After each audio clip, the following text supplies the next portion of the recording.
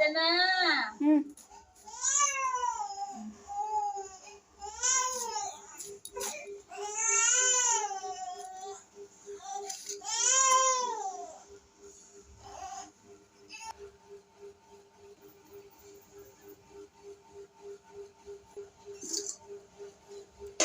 যে আমার মিষ্টি বন্ধুরা, আমি এখানে 2 কিলো খাসির মাংস নিয়েছি। 2 কিলো খাসির মাংস নিয়েছি। আমি মাংসটাকে বেছে নিয়েছি। লোম থাকে এর মধ্যে, যে গায়ের ছাগলের লোমগুলো থাকে, সেই লোমগুলো আমি বেছে পরিষ্কার করে নিয়েছি। আর এই যে রসুন পেঁয়াজগুলোও কেটে নিয়েছি। এখানে সব বসিয়ে বুঝাই করে নিয়েছি, এক জায়গায় সব কেটে কুটে বেছে নিয়েছি। এটা মাংসটাকে ধোবো, ধুয়ে রান্নার কাছে যাব। তো আমার মিষ্টি বন্ধুরা, আমি কিভাবে রান্না করি খাসির মাংসটা, মটনটাকে, তো আপনারা দেখতে থাকবেন, আমার সঙ্গেই থাকবেন আমার মিষ্টি বন্ধুরা। তো চলুন আমি কিভাবে রান্না করি আপনারা দেখতে থাকুন। খাসির মাংস রান্না করার জন্য আমি সরষের তেল দিয়ে দিলাম পরিমাণ মতো। তেলটা গরম হয়ে গেছে। আমি 2 টুকরো তেজপাতা, এখানে 4 টুকরো এলাচ নিয়েছি, কয়েক টুকরো গোলমরিচ নিয়েছি, আর 4 টুকরো দারচিনি নিয়েছি। আমি দিয়ে দিচ্ছি 3 টুকরো কাঁচা লঙ্কা, লাল হয়ে গেছে। আর দিচ্ছি এখানে পেঁয়াজ কুচনো।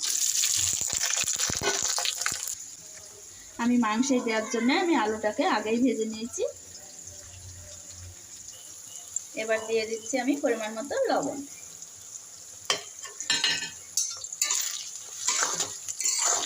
এবার দিয়ে দিচ্ছি আমি আদা আর রসুন পেস্ট। এবার দিচ্ছি আমি জিরা পাউডার। এবার দিচ্ছি ধনিয়া গুঁড়ো।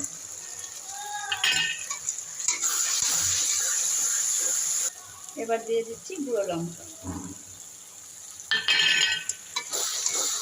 এবার দিচ্ছি আমি কালারটা হওয়ার জন্য কাশ্মীরি লঙ্কার গুঁড়ো।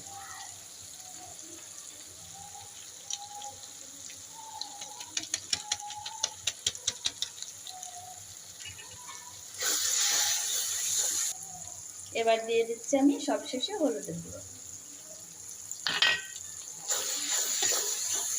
এটা আমার ভালো করে কষানো হয়ে গেছে। আমি এবার মাংস তুলে দেবো।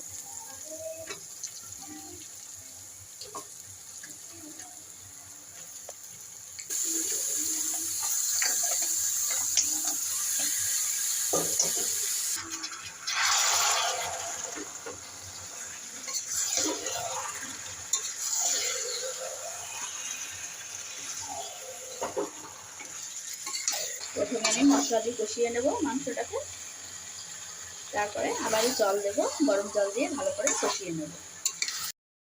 ভালো কষানো হয়ে গেছে। আমি আবার জল দিয়ে ভালো করে কষিয়ে নেব। পরিমাণ মতো জল দিয়ে দিলাম।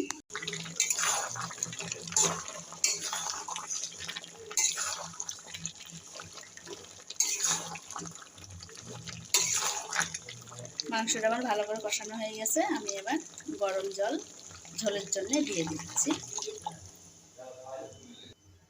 আমার ঝোলের জলটা দেওয়া হয়ে গেছে। ঝোলটা ফুটে উঠলে আমি আলুগুলো দিয়ে দেবো, ভেজে রাখা আলুগুলো। আমার মাংসের ঝোলটা ফুটে গেছে। আমি এবার ভেজে রাখা আলুগুলো দিয়ে দিচ্ছি।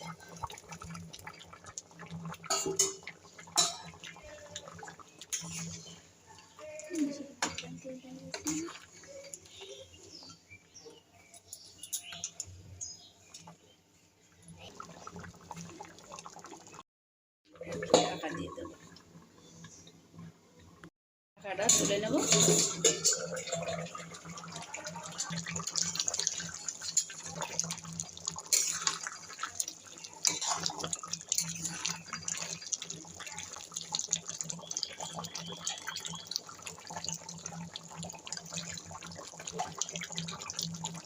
মাংসটা আমার ভালোভাবে সিদ্ধ হয়ে গেছে।